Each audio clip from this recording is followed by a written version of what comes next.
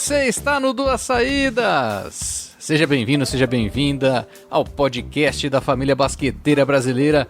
Comigo, Fábio Toledo e Lucas Guanais. Guanais, 39ª edição do podcast Duas Saídas. Olá, Fábio. Olá a todos que nos escutam nesta semana, penúltima semana de outubro. NBB rolando, várias coisas acontecendo também fora do Brasil. Vamos que vamos. Vamos que vamos. E você já sabe, né? Já deixa o seu like, já compartilha, já também confira aí para ser membro do clube do canal Duas Saídas aqui no YouTube. Depois desses recadinhos também fica o convite para você acompanhar, né, a reta final aí do especial do NBB, da apresentação das equipes do NBB. A gente tá nos últimos vídeos agora. Antes dessa gravação eu tava terminando de editar os dois últimos, do Paulistano e do Mogi.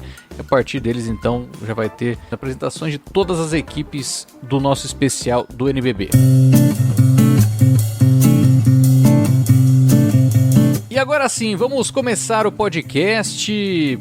Antes da gente falar do que aconteceu na semana e tudo mais, vamos trazer já um resgate histórico aqui, Guanais, porque no dia 23 de outubro vão se completar 60 anos do bronze do Brasil nas Olimpíadas de Tóquio, as Olimpíadas de 1964. Momento marcante, né? Um momento histórico, né? Como eu já mencionei, do basquete brasileiro. Foi a nossa última conquista, o nosso último pódio no basquete masculino, Fábio. Ganhamos a medalha de bronze após conseguir o bicampeonato mundial, né? Conquistamos ali o último em 1963 e foi uma campanha muito conturbada, né, Fábio? Nós tivemos um grande time, obviamente, mas o Brasil já estava ali recém-golpeado, né, pelos militares, já estávamos no regime militar.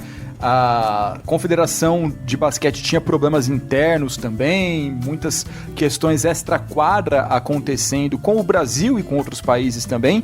Ainda assim, o talento falou mais alto, ficamos na terceira posição e a gente já contou tudo isso no nosso especial do basquete olímpico. Sem dúvida, contamos essa história, né, da geração, muitos dizem a geração de bronze, né, do basquete, mas a era de ouro, né, do basquete brasileiro, claro, que teve esse apogeu, é assim que se fala, Gonés, quando é o último ali, teve o seu apogeu em Tóquio com a terceira medalha de bronze, né, com um time que tradicionalmente ali, né, enfrentava Estados Unidos, União Soviética, né, naquele momento. Sobrou para o Brasil o bronze e uma grande vitória sobre Porto Rico por 76-60 para garantir a medalha de bronze, com direito a 23 pontos de Vlamir Marques, 13 de Bira, 10 de Jatir. A Mauri também fazia parte daquele time, fez 9 pontos. Tinha Açúcar, Mosquito,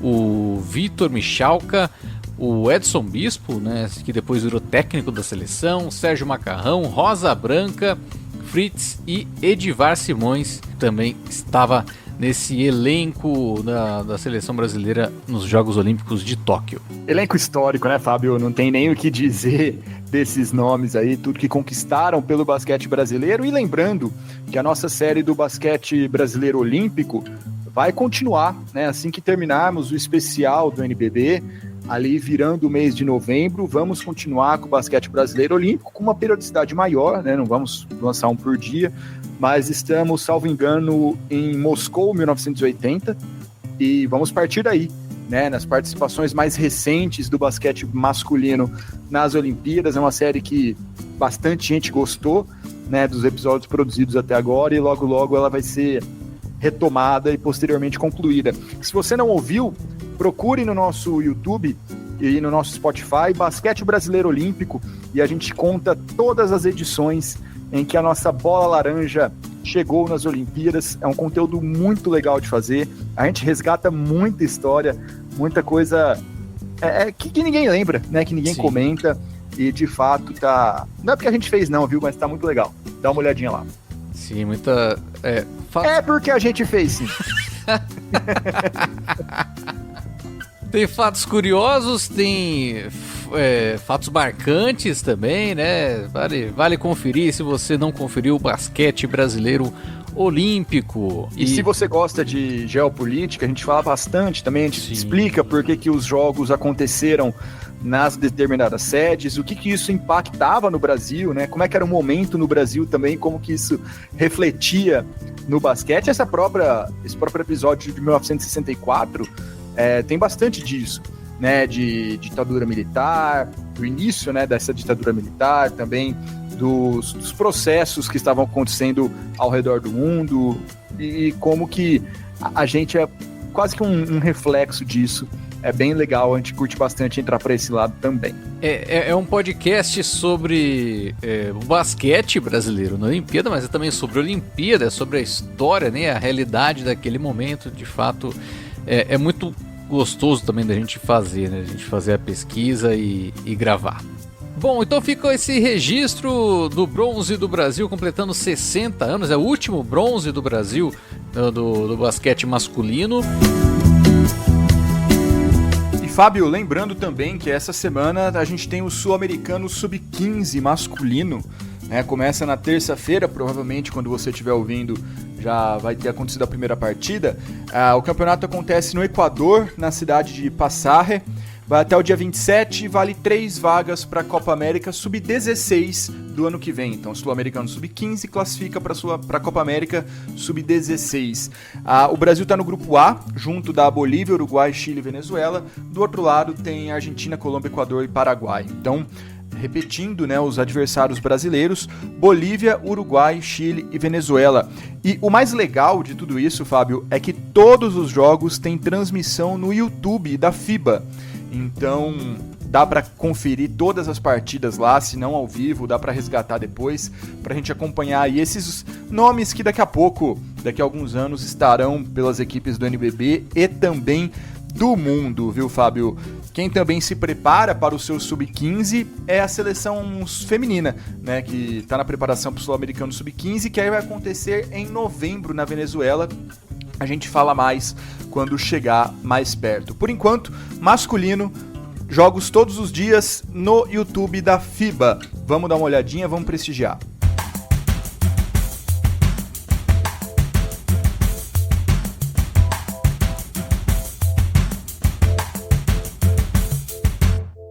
E vamos dar sequência agora com os brasileiros pelo mundo. E mais um varandão da saudade aqui, viu, Guanais? Vamos falar de Anderson Varejão, que agora é Hall da Fama, hein? Em Cleveland, Fábio. Em Cleveland. Ele é um dos maiores ídolos, né, da cidade. Ele tem uma moral gigantesca por lá. Essa inclusão no Hall da Fama é mais do que merecida por todo o tempo que ele passou em Cleveland, pelo quanto que ele representa e pelo quanto que ele gosta da cidade também. É um reconhecimento muito legal. Ele mora em Cleveland, na verdade, né? A família dele tá morando em Cleveland. Sim. E pra você ver como que ele abraçou, né? Abraçou a cidade. E confesso que, assim, eu sou torcedor do Cleveland por causa do Anderson Varejão. Não é nem por causa do LeBron James, mas é porque era um brasileiro que estava se destacando ali, todo estilo, né, Wild Thing, como ele era conhecido por lá, né? Selvagem. E eu virei torcedor do Cleveland por causa do Anderson Varejão, então é muito merecido e essa presença, né, do Anderson Varejão ali no Hall da Fama da cidade de Cleveland, que assim não é uma cidade lá, né, de grande destaque, né, ali nos Estados Unidos, já foi um dia uma grande cidade assim, e você tem um cara de fora, né, gostar da cidade. Eu lembro uma vez do pessoal do esporte interativo, foi na época que o Varejão jogava por lá, ele mostrar a cidade e tudo mais, tipo, o pessoal adorava ele, né, mas ele não tinha muito o que mostrar de Cleveland, né, porque não é uma cidade que tem lá grandes coisas, né, e no frio é uma desgraça e tal. Aí perguntaram pra ele, né, o que tem em Cleveland que é legal? Ele falou, tem um hospital que é bacana, assim, né? Então, mas fazer o quê, né? Pra você ver como que o sentimento, né, do cara ali, né, da população de Cleveland pra ele também foi fundamental, e isso que marca muito, né, o fato até dele abraçar a cidade. Então, Tá aí o registro também do Varejão no Hall da Fama da cidade de Cleveland, onde está inclusive o Hall da Fama do Rock and Roll também, né? Tem também, Rock and Roll Hall of Fame. Embora os eventos ali das bandas que entram pro Hall da Fama do Rock and Roll não acontecem em Cleveland, né? Porque, como eu disse, não tem nada em Cleveland. Acontece em Nova York, essas coisas, mas o Hall da Fama em si está lá. Cleveland é uma cidade industrial, fria, né? As margens ali de um dos grandes lagos, não lembro qual dos grandes lagos dos Estados Unidos agora. Isso, exatamente. É uma cidade de 300 mil habitantes, sabe? Completa novamente, né? Vocação totalmente industrial, e os esportes são talvez a maior atração de fato da cidade. Então você pega o Cleveland Cavaliers, o Cleveland Browns no futebol americano. Tem outros no Big Four, Fábio? Tem o Cleveland Guardians no beisebol, que é o antigo Cleveland Indians. Verdade, também. Tem o Cleveland Monsters também, que funciona ali como um time B do Blue Jackets, né? Que é o time de hockey, não é na liga principal, mas está lá também. Então, eles têm uma relação muito próxima dos ídolos esportivos deles. E o Varejão é um desses caras, né? A noite da cabeleira, né? Sim. Que acontecia todo ano também em Cleveland, é uma grande mostra disso, e muito legal essa nomeação, esse reconhecimento do Varejão. E a gente segue nos Estados Unidos com os brasileiros pelo mundo para dar uma notícia desagradável, né, Guanais? O Mãozinha foi dispensado do Memphis Grizzlies nessa última semana. Com o fim da pré-temporada da NBA, os times ocuparam seus últimos espaços no elenco. O Memphis optou pelo Kawamura, o armador japonês que a gente enfrentou nos Jogos Olímpicos. Ficou aí com essa última vaga do Memphis, o Mãozinha não conseguiu, apesar de algumas atuações bem legais. Mas o Kawamura já estava tendo mais tempo de jogo na pré-temporada, né, nos amistosos aí que antecedem a primeira subida da bola da temporada 24-25 da NBA. Mas o Mãozinha tende a ficar na D-League, né? Ele tem espaço para isso, ele se destacou o suficiente para conseguir um espaço na D-League e eventualmente até em Memphis, né? Isso a gente vai saber certinho nos próximos dias, mas não conseguiu um contrato, não conseguiu uma vaga logo de cara o Mãozinha, infelizmente, Fábio. O Gui Santos fica no Golden State? Então, ele tem contrato, né, por mais 2 ou 3 anos, não me recordo agora, e alterna, né, entre Golden State e Santa Cruz, que é o time da D-League do Warriors. Não é o do Pernambuco, não, né? Não é o do Pernambuco, não é a Cobra Coral, não. Ainda em NBA, ainda em pré-temporada da NBA, a NBA tá pra começar já, mas a gente tá na pré-temporada falando aqui, porque o Márcio jogou na NBA, Guanais. Jogou pelo UMI. Pois é, né? O Ratio Farm UMI foi até Portland, né? Enfrentar o Portland Trail Blazers pela pré-temporada da NBA. E o Márcio, Fábio, conseguiu ali atuar por 21 minutos nessa partida. Anotou 9 pontos, pegou 2 rebotes, deu uma assistência. E ele deu um tocaço no Scoot Henderson, né? Que foi a terceira escolha do draft de 2023.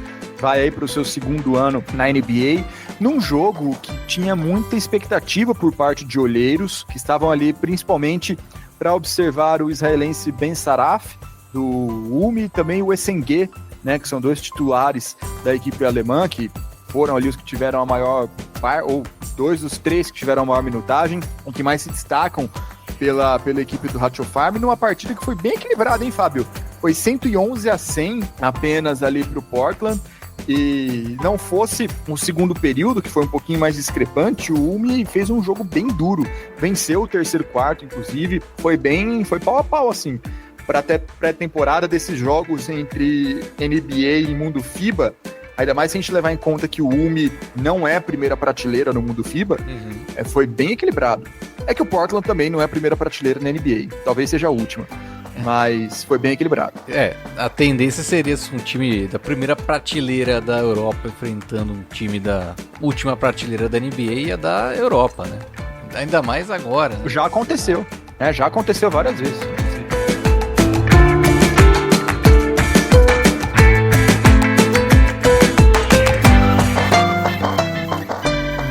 Muito bem, e essa transição foi interessante, né? Porque a gente tá nos Estados Unidos com um time europeu, porque agora a gente vai para a Europa, né?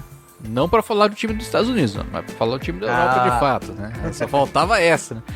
Mas vamos falar de Iago Matheus. A gente estava falando, né, das últimas edições aí do papel do Iago, tá um pouco diferente, né, nessa temporada, mas contra o Barcelona pela Euroliga, ele foi protagonista, hein? Enfrentando o Nikola Provítola, Fábio Toledo, o Iago fez ali seu melhor jogo na temporada, certamente, fez o seu maior jogo, talvez na Euroliga, né, já considerando a temporada passada.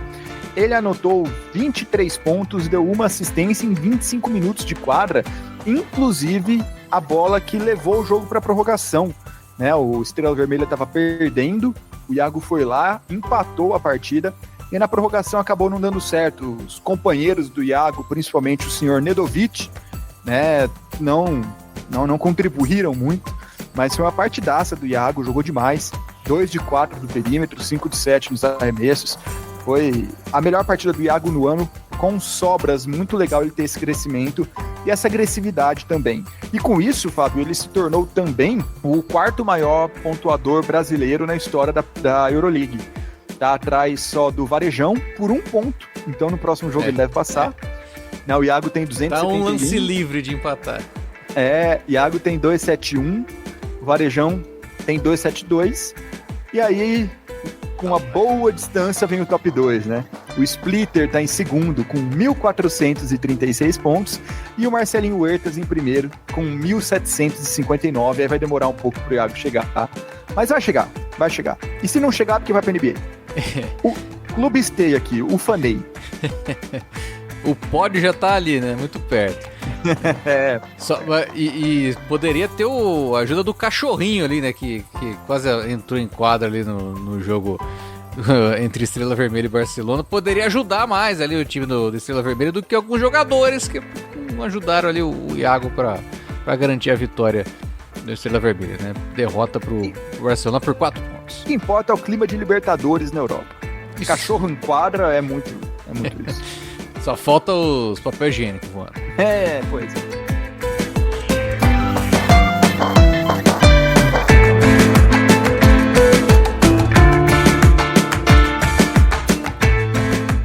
Tem mais alguém internacional? Temos sim. Bruno Caboclo jogou também nesta semana pela Liga Israelense. Jogou por 17 minutos, fez 12 pontos, pegou 2 rebotes também. Tá com a minutagem um pouco mais baixa, Caboclo, mas tá entregando bons números. A equipe é boa também. Quem mais jogou? O Benite fez 17 pontos pelo Betis na 2ª divisão da Europa. Caio Pacheco também na 2ª divisão da Europa. Jogou 26 minutos. Na Espanha, né? Na Espanha, perdão. Mas é Europa. Fez 9 pontos, 3 rebotes, 4 assistências e 2 roubos. E mais uma vez ele, Fábio Toledo, Matias Alessanco, 16 anos, fez 28 pontos, de novo, quase 30 pontos, né? Jogando ali pela 4ª divisão da Europa, da Espanha, 4ª divisão da Espanha, pelo time B do Betis. Ele tá mostrando que tá muito acima do nível da 4ª divisão, mesmo aos 16 anos. Tá sobrando demais. Torcer para ele conseguir um espacinho no time principal, Fábio. Tá ficando sem graça para ele na 4ª. Pois é, né? Já tá pedindo espaço no time da Lebioro, né? Realmente. Pois é. Ele já obteve o acesso, né? O time B do Betis não, mas ele já obteve o acesso ali. E ele deve figurar na convocação da seleção brasileira, né? Que vai sair aí nos próximos dias, talvez. Não sei se essa semana ou na outra, não me recordo agora. Mas ele vai ser um dos jovens aí chamados pelo Petrovic, com certeza.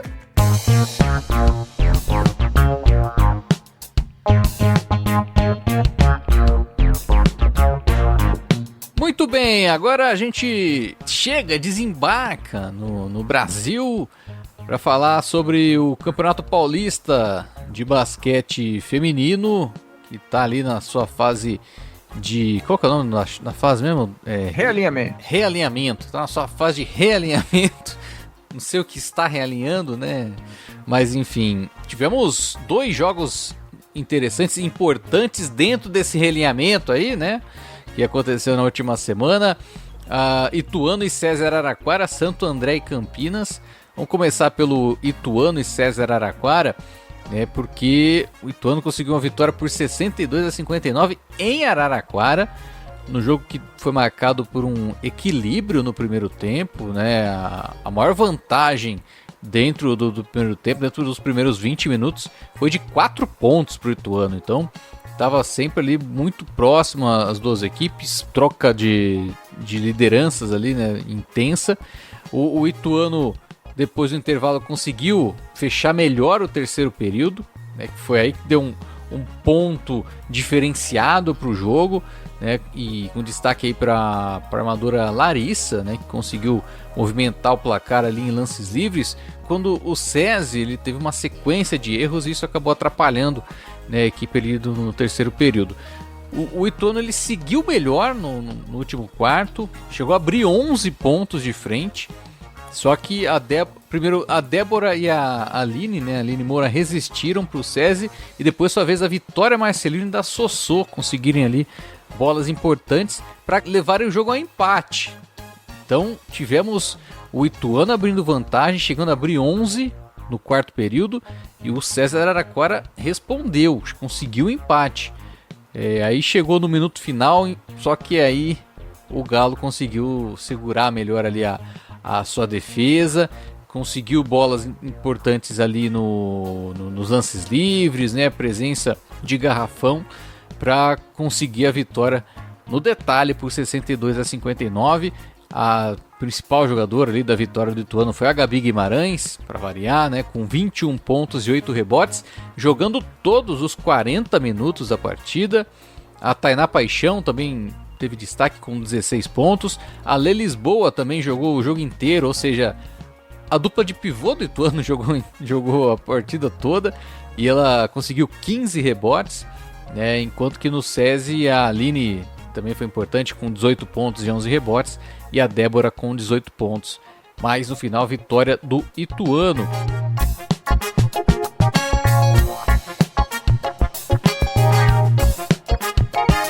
Já no outro duelo do grupo principal aí do realinhamento, Santo André bateu Campinas jogando no ABC Paulista por 65-48. Né, em um primeiro período que teve boas sequências aí das duas equipes, né, mantendo o equilíbrio, mas a segunda parcial já foi um pesadelo para o Campinas. A equipe ficou quase 8 minutos sem pontuar, né, a última cesta foi no finzinho do primeiro período, e depois só lá faltando quase 2 minutos e 30 mais ou menos, o Campinas foi pontuar, enquanto o Santo André ele manteve o volume, né, de jogo. Você pega ali as parciais, o time teve a mesma pontuação quase, né, do que a parcial anterior, né, e com isso então o Santo André abriu vantagem pela primeira vez. Depois do intervalo, o time de Campinas reagiu ali com a Fatu Dienê e a Babi Honório, né, reduziu a diferença de 13 para 9 pontos, né, reduziu ali para apenas uma casa decimal, mas depois voltou a cometer erros, né? Falhou muito ali no terceiro período, falhas que inclusive adiaram essa retomada, que depois foi tentada ainda mais uma vez no final do quarto, né? E a diferença chegou pro último período em 9, estava em 9 ali nos últimos 10 minutos. O problema de novo foi a sequência, porque o Campinas não conseguiu superar a defesa andreense, e a vantagem voltou a subir e seguiu assim até o fim, né? Aí não teve jeito. Santo André dominou a reta final, terminando com a vitória, né, por 65-48. Aí destaque, né, para essa vitória do Santo André, para Evelyn com 15 pontos e 8 rebotes, e para Sassá também com 8 pontos e 10 rebotes. Bom, e na classificação do realinhamento B, né, a gente tem então o Santo André com uma vitória, o Ituano também com uma vitória, o César Araraquara tem uma vitória e uma derrota, né, porque ele venceu o Campinas, e o Campinas tem 2 derrotas, mas ainda tem alguns confrontos a serem definidos aí no Campeonato Paulista Feminino, não só nessa parte do realinhamento, como no realinhamento do outro grupo, né, que tem o Ourinhos, o Corinthians, o Sorocaba e o São José. Por enquanto, né, vão ali bem ali na fita o Ourinhos e o Corinthians, com mais vitórias aí do que Sorocaba e São José.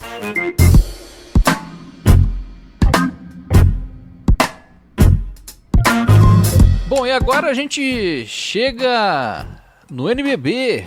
Por que, Guanais? A gente teve a primeira semana completa, né, de partidas do Novo Basquete Brasil. Tivemos aí marcas históricas sendo apresentadas, né, estreias marcantes também. Começar falando dessa marca histórica. A primeira marca histórica que eu gostaria de falar, do Barnes, né, que fez uma partidaça contra o São Paulo, né, pelo time do Pato, que vai sendo uma das equipes que mais tem chamado a atenção, né, nesse início de NBB, né, Guanais? Exatamente, ele conseguiu incríveis, Fábio, 52 pontos na partida contra o São Paulo, que terminou com a vitória do São Paulo, né? O Pato acabou perdendo, mas o Barnes fez essa que é a segunda maior pontuação da história do NBB, só fica atrás dos históricos 61 pontos do Marcelinho Machado. É a primeira vez desde o Marcelinho que um jogador ultrapassa a marca de 50 pontos, e ele conseguiu tudo isso com aproveitamento ainda, né? Foram 5 de 10 nos chutes de 3, foram 13 de 18 nos chutes para 2 pontos, 11 de 13 no lance livre, um aproveitamento total de 66% dos pontos tentados. E realmente uma marca, assim, extremamente difícil de ser batida, né? Só um jogador conseguiu chegar nela até hoje, em todos esses quase 2 décadas de NBB, e o Barnes foi lá, conseguiu em 35 minutos jogando contra o São Paulo pelo Pato Basquete. Mas a vitória não ficou com a equipe paranaense. O que chama mais atenção também é a distribuição, né, da pontuação do Barnes ao longo de todo o jogo. Ele fez 15 pontos no primeiro quarto, fez 11 no segundo, 16 no terceiro e depois 10 no último quarto. Inclusive todos os 10 do Pato no último quarto foram do Barnes. Ele fez a sua parte, né, dá pra dizer assim, mas o Pato acabou sendo derrotado pro São Paulo em Pato Branco, um resultado importante pro São Paulo, porque vai ser difícil ganhar do Pato, e isso deu, né, condição aí pro São Paulo, que além dessa vitória contra o time do Pato, também venceu o clássico, né? Venceu o Majestoso por 82-80, jogo apertado neste sábado, mas que terminou com vitória do Tricolor em pleno Vlamir Marques, viu? Em plena casa do Corinthians, 2 vitórias como visitante. E o Pato também venceu o Corinthians no começo da semana, né? Só para ficar o registro. E o que é curioso e que até conversa com a nossa seleção da semana, que a gente vai falar daqui a pouco, é como o Corinthians está com uma dificuldade muito grande nessas partidas do NBB até agora em marcar os pivôs adversários. Contra o São Paulo foi a melhor partida no NBB, na sua trajetória no NBB do Ansalone, foi a melhor partida da história do Faverani, perdão, tem razão, do Faverani, melhor partida da história do NBB, também do Novaes, do Pato Basquete, sempre contra o Corinthians, que tá com uma dificuldade muito grande ali no garrafão, né? Lucas Cauê, do Sommer e Vitão não tem sido o suficiente para parar os pivôs adversários, principalmente esses pivôs mais pesados. E você citou o Faverani, eu até no vídeo aí de apresentação do São Paulo para essa temporada, eu falei muito da importância que vai ter o Faverani, né, para esse time do São Paulo, porque é um cara assim que tem um histórico, passagem por NBA e tudo mais, mas que no Brasil não vingou, né, Guanais? Teve lesão, não teve encaixe em algumas equipes. Agora, será que no São Paulo, na sua segunda temporada, né, com o Guerrinha como novo técnico, vai dar mais liga pro Faverani, ou vai ser só coisas esporádicas, né, contra times que dão essa condição, dão esse espaço para ele? Não sei, eu realmente não sei, eu torço para que dê certo. Quando o Faverani voltou pro Brasil, pro Flamengo, ele correr já era um milagre. Né? Ele deu uma entrevista mesmo falando que o joelho dele era um farelo na época e não tinha mais nada lá, e que ele já estava muito feliz de conseguir atuar novamente. Então é muito legal que ele consiga apresentar esse nível, porque basquete a gente sabe que ele tem, né? Você já mencionou passagens dele pela NBA, pela Europa também, então ninguém chega lá à toa. E o Faverani foi muito bem nessa semana. O São Paulo, a gente já fala mais um pouquinho do Corinthians, tá? Já que você puxou o São Paulo. O São Paulo abre o NBB, então, com 2 vitórias em 2 jogos, né? Além do Corinthians, o Tricolor ganhou do Pato nessa partida histórica do Barnes, é aí um dos únicos times invictos do NBB, ao lado de Franca, Flamengo e Botafogo, por enquanto.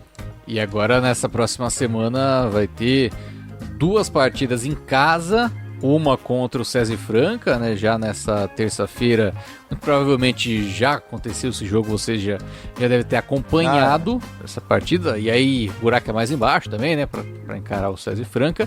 E depois no sábado tem o duelo contra o Bauru Basquete, né? Então tem aí mais uma sequência de partidas do Tricolor, agora sim estreando, né, no NBB nessa temporada no ginásio do Morumbis.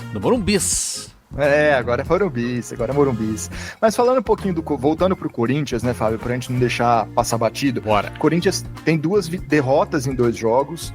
Como eu disse, tá com uma dificuldade muito grande em marcar esses pivôs, não tem conseguido. Mas ofensivamente o Corinthians também tá travado. E aí entra um ponto que eu não consigo entender, como que num time que você tem o Thornton, que foi o cestinha da temporada passada, e o Melvin Johnson, que é um cara que chegou agora no Brasil, mas também tem características de ter muito volume e uma quantidade muito grande de arremessos, como num time que você tem esses 2, você tem Elinho, Mumford e Vitão chutando mais que eles, né? Arremessando mais que eles. Então eu não consigo compreender os motivos. A gente viu o melhor momento do Corinthians nessa curta temporada ainda, né, de NBB, nesses 2 jogos, foi contra o Pato, quando o Elinho foi pro banco e o Thornton e o Tico Faria levaram o time, mas principalmente o Thornton.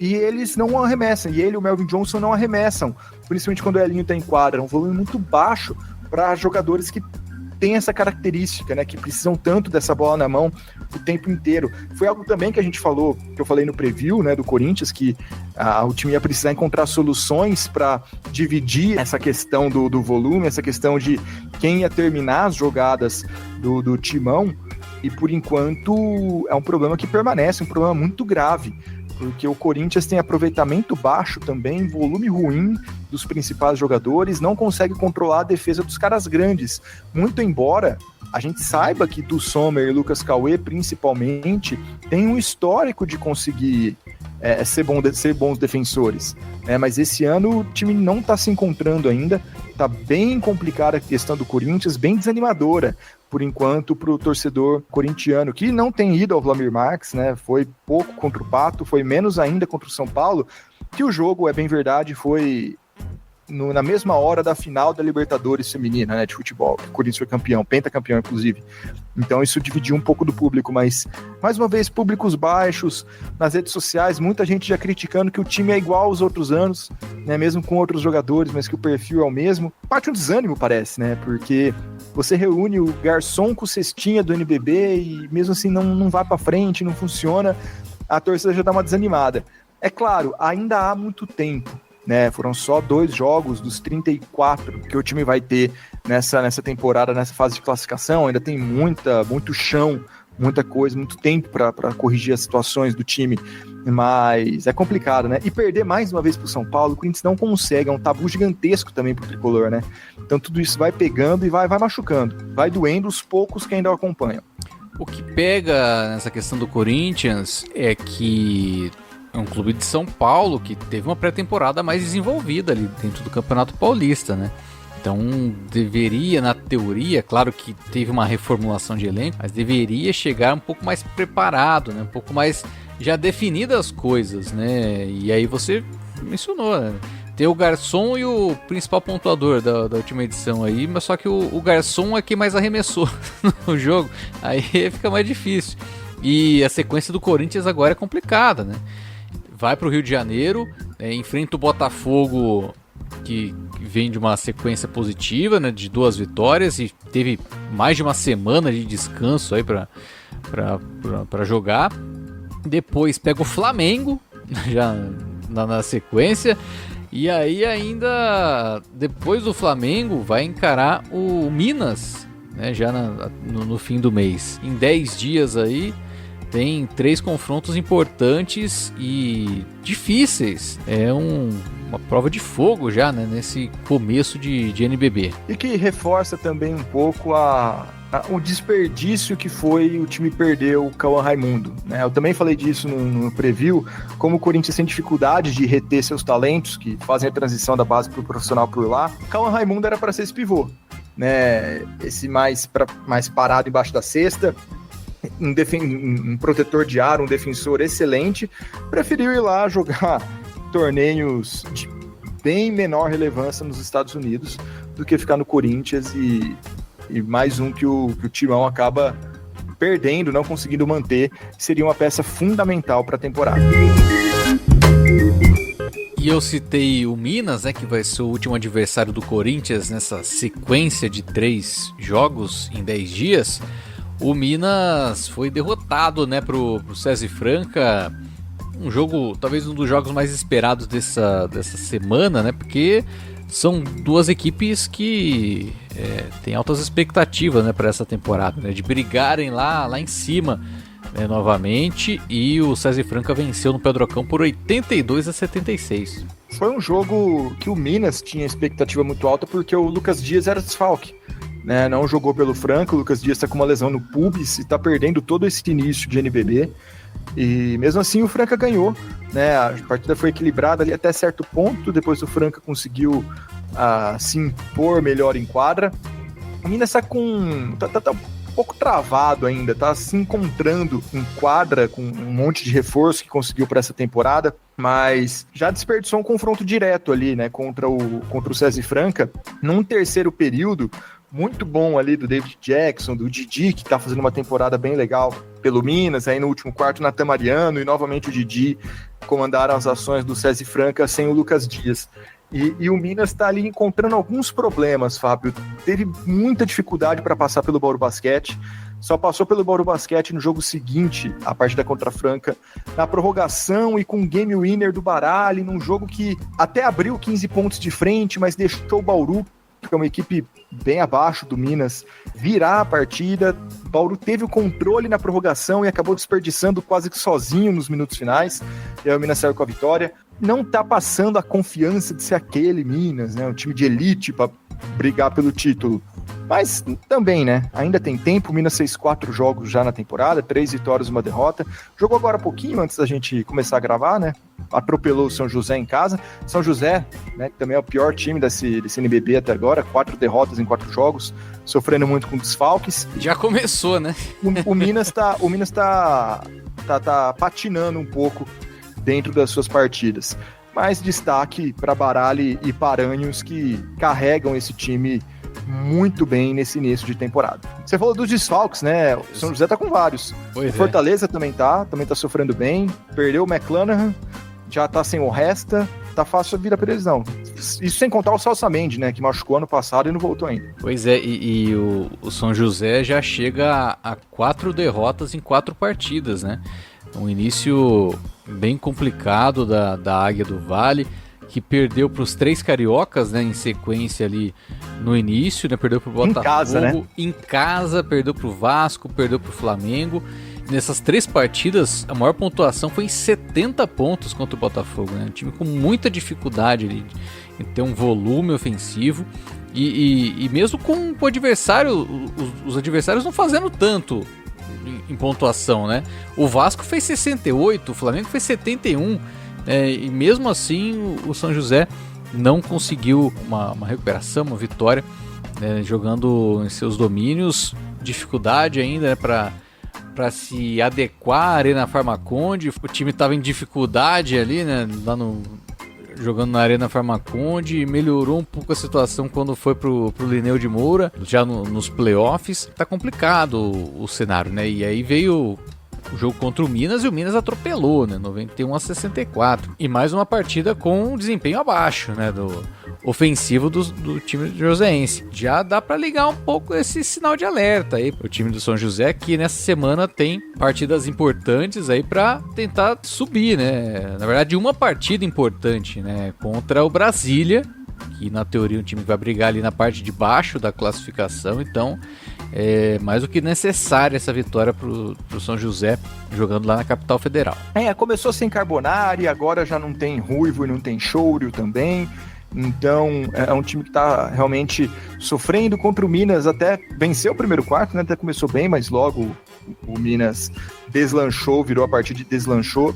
Bem complicada a situação do São José, que vai voltar a jogar, né? Vai continuar jogando, na forma Conde Arena, né? Já saiu até a nota oficial da Liga Nacional de Basquete, alterando todas as localidades dos jogos em casa do São José, de tabela já divulgada para o forma Conde Arena, onde o time não tem rendido de fato até agora.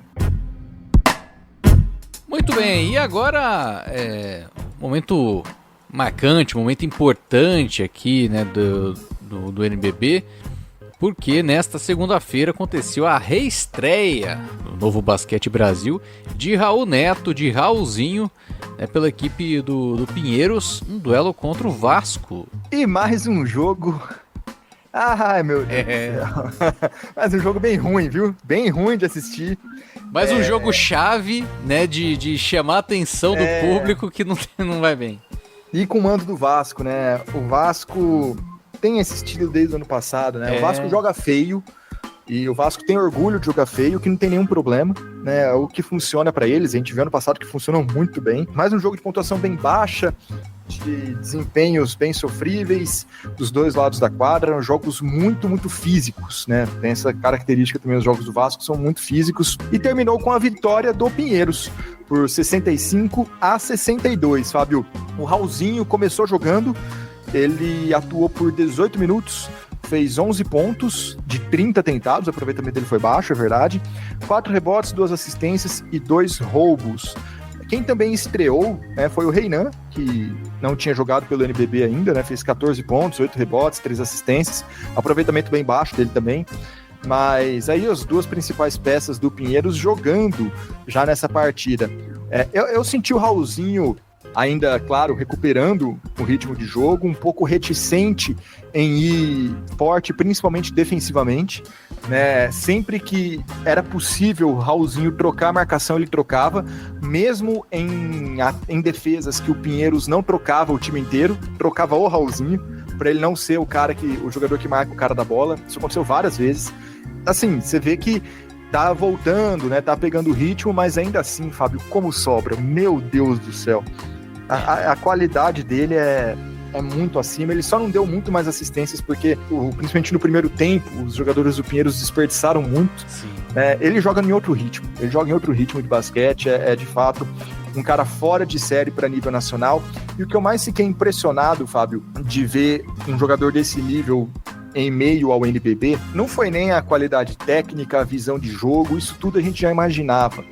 Mas o que eu achei mais legal foi ver o Raulzinho, que não é um cara para nível internacional considerado explosivo, considerado super rápido, como ele tem um controle corporal para acelerar e desacelerar muito maior do que os companheiros e os adversários, pelo menos aí do Vasco da Gama. É impressionante como ele acelera e desacelera como, quando e onde quer. Você não pega, você não consegue pegar. É impressionante. Pois é, isso. Porque foi só a estreia, hein? E jogou só 18 minutos. Mas não vai ser muito mais que isso, né? Ele, inclusive, quase não jogou o último período. Foi um jogo pau a pau até o final, diferença de menos de uma posse. E mesmo assim ele só jogou 1 minuto no último período. Ele não fez parte dos minutos finais, não é a intenção dele. Você falou inclusive que a estreia e talvez seja um dos últimos jogos já, porque ele não deve ficar muito tempo aqui não. Ele tá aqui para recuperar ritmo e se mostrar saudável para a Europa, que já tá de olho nele.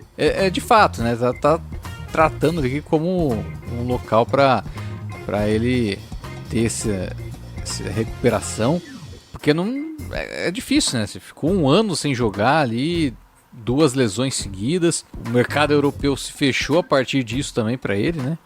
E agora ele tendo essa retomada, né? Mostrando estar saudável, né? De fato, o mercado volta a olhar, né? Para ele. É lógico que agora já tem elencos já mais definidos dentro do mercado europeu, mas ainda assim é um cara com experiência, né, e que tem qualidade, está mostrando isso.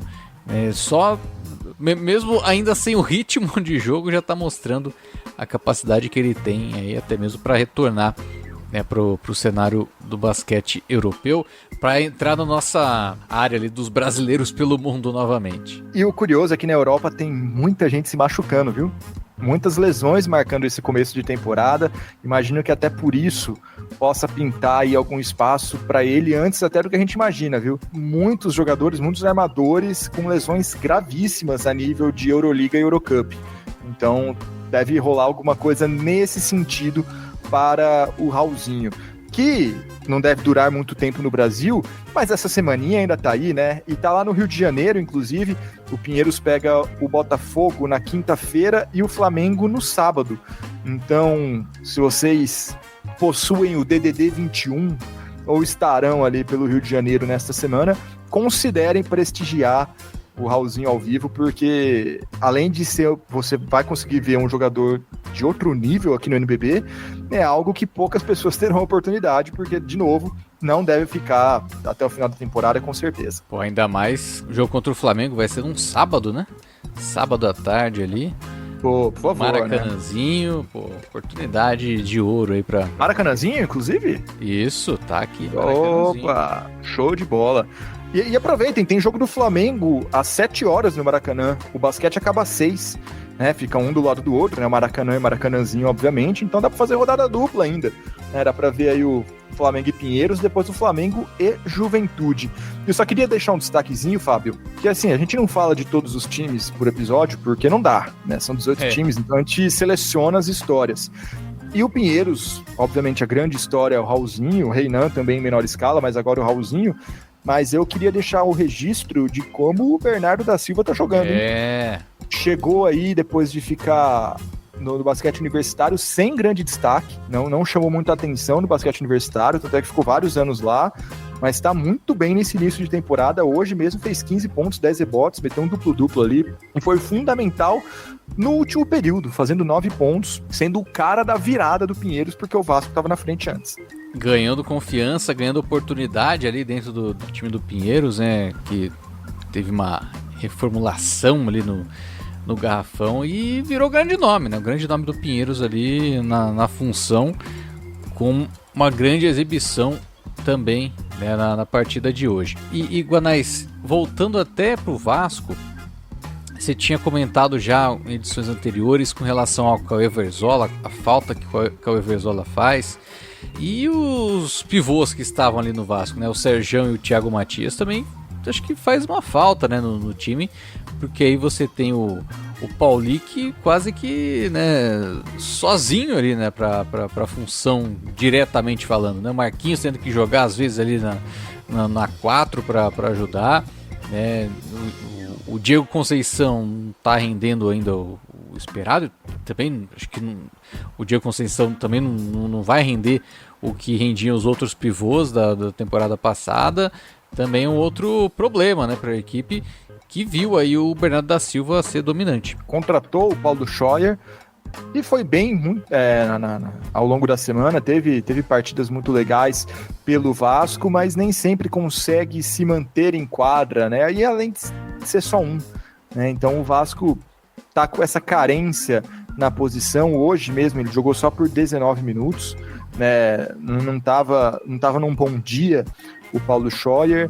É até curioso, né, a gente ver como que Serjão e Matias podem estar fazendo falta, porque eles também não dá pra falar que foram bem ano passado, né? O Matias ficou fora muito tempo por lesão, o Serjão não fez um bom ano.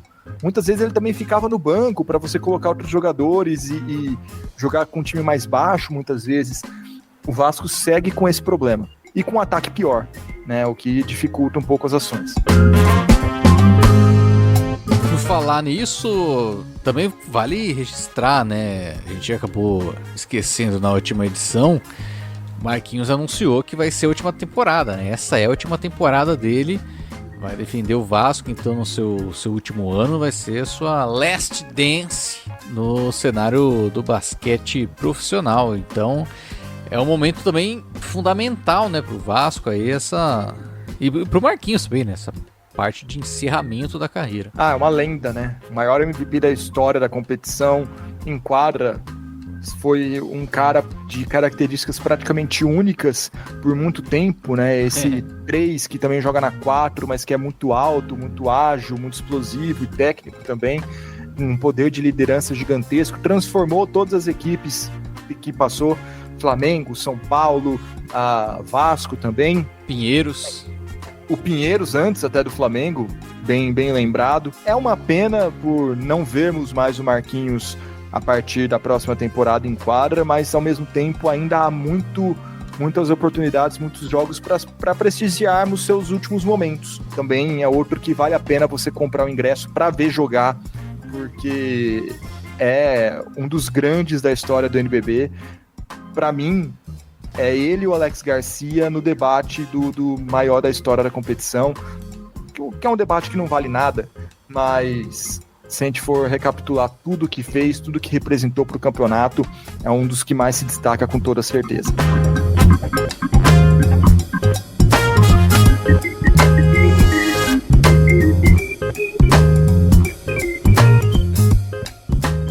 Muito bem, vamos falar então, trazer, né, ela que sempre aparece, né, dentro das semanas do NBB, a seleção da semana, Lucas Guanais. Vamos apresentar as nossas escolhas aqui, né, dos destaques, né, não deu para escolher todo mundo, né, mas tivemos aí um quinteto e um sexto homem aí para apresentar. Pois é, ainda tá muito cedo pra gente fazer a nossa corrida pelo MVP, né? Tem times aí com 2 jogos, outros com 4, então a base de comparação não é a mesma, mas a seleção da semana tivemos uma semana completa de jogos, vamos falar quem foram os melhores, né? Da semana que acabou no sábado, tá? Então os jogos da segunda-feira não contam, e nem o de terça, dependendo de quando você estiver ouvindo. Esses aí entram no nosso próximo episódio. Na armação, Fábio, Dontra Bright, do Bauru Basquete, que fez 2 partidaças contra Brasília e contra Minas também. Vem aí mais um ano, talvez até um ano melhor do que a temporada passada. O americano armador bauruense tá bem demais. Depois, ao lado dele na armação, temos Cauê Verzola. Eu sei, vocês queriam Nate Barnes, a gente já vai falar disso, mas entrou o Cauê Verzola. Barnes joga vôlei. Teve um comentário muito bom, como é que é? A gente pega umas pérolas às vezes que... Parabéns aí por todo o descaso, né? Então a gente tá certo. Vamos lá. Cauê Verzola, que é do time do Barnes e fez 3 grandes partidas, né, contra Pinheiros, Corinthians e São Paulo pelo Pato Basquete nessa semana. Na ala, temos Jordan Williams, do Flamengo, que entrou na seleção mesmo sem jogar um dos jogos, né, mas nas 2 últimas partidas contra São José e Mogi só faltou fazer chover. E todo o que a gente falou da estreia do Flamengo, de ser um time travado, de não conseguir atacar, o Jordan Williams parece que resolveu sozinho. É bizarro. E é a contratação que depois do Galizzi, que eu menos botava fé no Flamengo nesse ano. E começou muito bem. Entre os pivôs, temos Novaes e Faverani, 2 pivôs que enfrentaram e se consagraram contra o Corinthians, que a gente já mencionou aqui nesse episódio. Sexto homem, Fábio, foi o Serjão, pivô da Unifacisa, aí o ex-Vasco, que agora tá jogando pelo time de Campina Grande. Era para ser o Jordan Williams, mas ele foi tão bem que ele entrou no time titular. Foi nosso titular aqui. Recapitulando, o Bright, Cauê Verzola, Jordan Williams, Novaes, Faverani e Serjão. A gente vai explicar as nossas escolhas mesmo? Tá bom, não, vamos lá então. Vai. Não, pô, gente, ponto seguinte, o Barnes fez 52 pontos num jogo que ele perdeu, ainda teve até plus-minus negativo, que são 2 aspectos que eu odeio mencionar, mas, assim, foi de fato um jogo histórico dele. Por conta disso, ele merecia, sim, fazer parte de qualquer menção honrosa da semana, mas nos outros 2 jogos do Pato ele foi muito apagado. Contra Pinheiros e contra Corinthians, aproveitamentos e volumes baixos a depender da partida, pouco contribuiu, pouco jogou, e depois fez uma partida histórica. Na média, a gente achou melhor colocar o Cauê Verzola, que simbolizou um pouco mais do que foi o Pato Basquete ao longo da semana, junto do Novaes. É basicamente por isso. E a gente entende as discordâncias, mas a gente votou de outro jeito, é só isso. Só isso. Se fosse um jogo só, tudo bem, né? Claro. Foram 3 partidas, então a gente tem que tirar a média, né? A média do desempenho dentro da semana. Mas é isso mesmo, não tem mais nenhuma outra polêmica, né? Eu acho que não.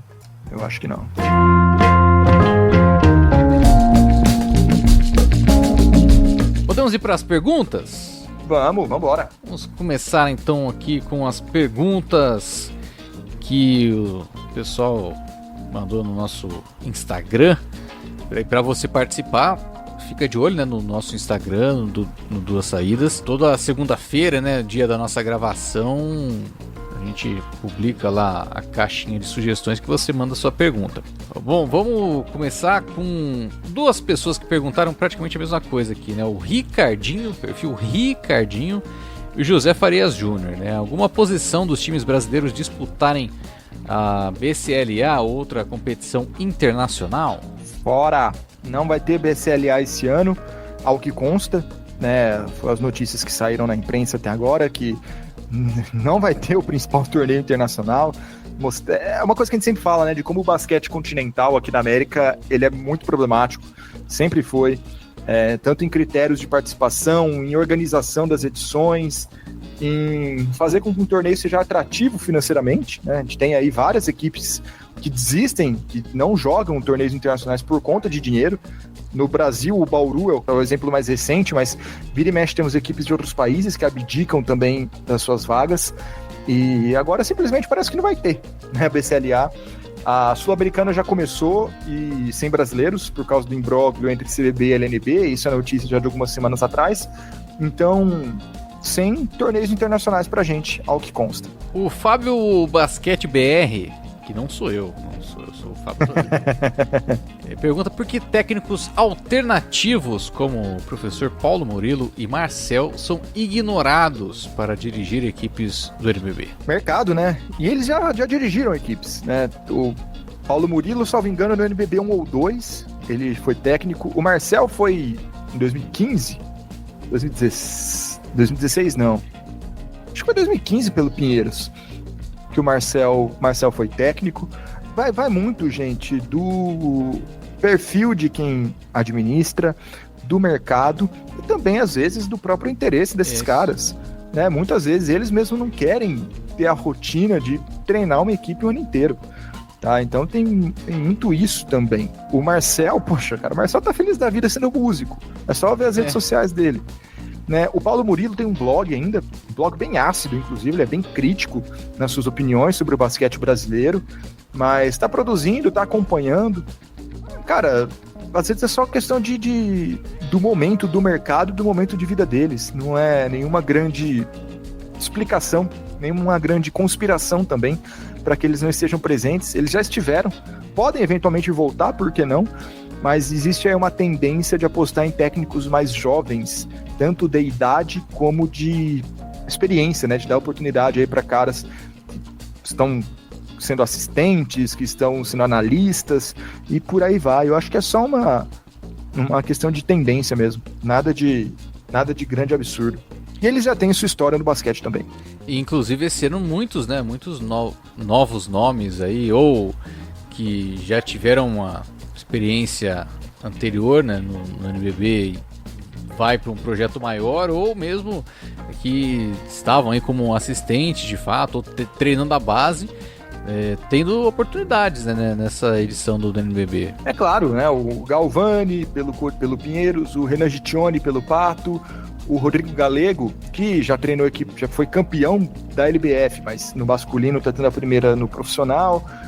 Quem mais? O Jesse Leite é um técnico novo, né? Tá aí no Corinthians. Tem mais exemplos, né, Fábio? Eu não tá me vindo na cabeça agora. Tem o Giovannone, tá no Pinheiros treinando as categorias de base LDB. O cara vai pintar no NBB logo mais, se não temporada que vem na outra. Tem um pouco dessa tendência também. Acho que é mais por aí. E de novo, já foram técnicos, né? Não é que são ignorados por todo sempre. O João e Silva pergunta: contem qual jogador pode surpreender na briga pelo MVP e digam por que é o Bright. Tá jogando demais, né? E de novo, né? Eu não gosto muito de surpresa, porque se eu falo que vai ser surpresa e o jogador corresponde, não é surpresa. Então, é simples assim. Mas o Bright tá muito bem, né? 23 pontos, 9 assistências, 7 rebotes contra o Brasília, quase triplo-duplo, né? Depois contra o Minas, ele foi o cara do Bauru Basquete também, numa partida incrível, com mais de 20 pontos de novo. Então, já é o atual melhor defensor, né? Do NBB, já tá aí com um monte de roubo de bola, mais uma vez. Então, eu vou na contramão. Eu não me surpreenderia se o Bright brigasse pelo MVP. É claro, ganhar é outra história, né? Num campeonato de Jorginho e Lucas Dias isso é muito complicado, mas tem ali, né? Outras, quem come por fora. Sim, o próprio Jordan, Jordan Williams, né? Do Flamengo, começou muito bem também, né? Então vale ficar de olho nessa briga. Por enquanto tá aberta, né? Até porque o Lucas Dias tá machucado, claro, né? Ano passado, na segunda semana, a gente já sabia que ia ser o Lucas Dias. Então. O Lucas Dias tá dando essa colher de chá. Um que tá muito bem também nesse começo, que a gente não mencionou nesse podcast, quase entrou na nossa semana, nosso Melhores da Semana, é o Nesbitt. Né? Tá muito bem pelo Brasília também. E tanto ele quanto o Bright vão ser caras que vão ter muito volume, muito espaço, por conta dos elencos das equipes que jogam e, por consequência, tendem a ter estatísticas muito bombadas também, que é algo que chama muito atenção na hora de votar. Pergunta do Saulo Borges, para encerrar aqui a nossa sessão. Alguma novidade sobre a mudança de material esportivo da seleção? A Nike é carta fora do baralho praticamente nesse momento, né? E a gente tem algumas marcas que estão em conversas com a Confederação Brasileira de Basquete para assumir esse posto. Vale lembrar que a Nike pegou muito mal, né? A Nike não comercializava direito, depois saiu vendendo a camisa do pré-olímpico por R$2.000, né? 1.800 se você pagasse à vista. Não, mas tem outras marcas aí, principalmente europeias, que estão na disputa para pegar o fornecimento do material esportivo da seleção brasileira. Não temos uma definição ainda, pelo que eu sei, mas em breve a gente deve ter o anúncio de qual será a nova fornecedora do ciclo 2028. E com isso a gente encerra aqui a parte de perguntas. Agradeço novamente a quem aqui, né, deixou o seu registro, sua questão para a gente responder aqui. Foram algumas aqui mais factuais do que analíticas, né? Mas foi bem interessante também aqui a presença de vocês. Agradecemos mais uma vez.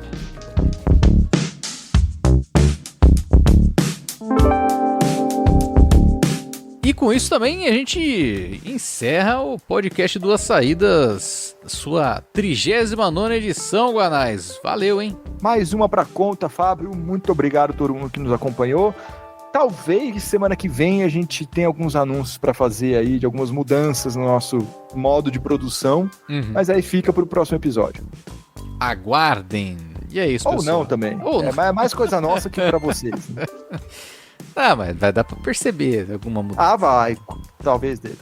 Mas é isso, pessoal. Você que acompanhou até aqui, muito obrigado. Não deixa de seguir a gente, né, nas redes sociais, no Instagram, no Twitter, no Blue Sky. É isso aí. Mas foca no Instagram e no Twitter, onde a gente interage. É porque no Blue Sky o pessoal já tá perdendo foco por lá já. Mas, né? A gente nunca lá. sabe quando que o Twitter vai explodir. Então... Em todo caso, tamo lá. E no Threads também, né? Também, né?